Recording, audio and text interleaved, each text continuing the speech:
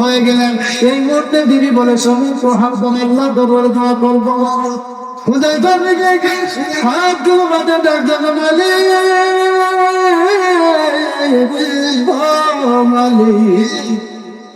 বিবাহ বন্ধনে আবদ্ধ করে স্বামী আমরা জানি নবীজি যে চোখের মধ্যে দুইজন সেনাপতি বানিয়ে দেয়, একজন মনে এত টাকা না দিয়ে দেয় হয়ে যায়। আর এই হুনাইনের জমির মধ্যে নবীর তিনজনকে সেনাপতি বানাইছে আল্লাহ। আর তখন প্রধান সেনাপতি হলো আমার স্বামী। আমি জানি সবই আর দুনিয়ার মানবে না। আমি স্বামী বলে জানতে পারবো না আমি স্বামীর আদর কি জিনিস পাই নাই, স্বামীর মোহব্বত কি জিনিস পাই নাই, স্বামীর করতে আমি দিদি কপালে চুলে তাই নাই।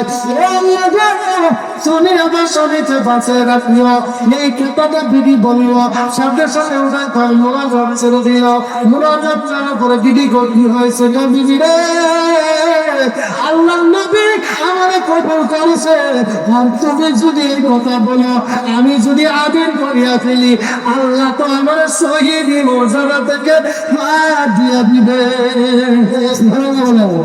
যদি ওই সময় সন্ততি হুজাইফা রাদিয়াল্লাহু তাআলা আমি আল্লাহ পরে জিজ্ঞাসা শহীদ করলো না, বলে আমার নবী আমাকে কবুল করছে, আমার নবী আমাকে শহীদের মর্যাদা দিতেছে, আমি নবীর থেকে তোমাকে বেশি ভালোবাসি না।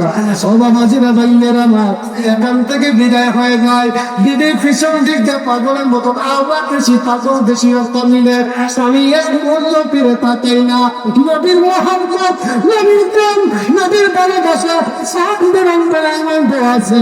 এমন মোহাম্মদ তারা দুনিয়া সামনে পড়ে নবীকে সামনে পারে না। আর আমরা জবান দিয়ে নবী নবী বলতে পারি, কিন্তু নবীর সুন্নাত মানি না। লিখতে হবে আজকে মাঝে বসিয়া বলি রাব্বি বলে স্লোগান দেই, কদর নামাজ পড়ি না, জোহরের নামাজ পড়ি না, আসরের নামাজ পড়ি না, মাগরিবের নামাজ পড়ি না। এবার বুঝিয়া নামাজ ছাড়া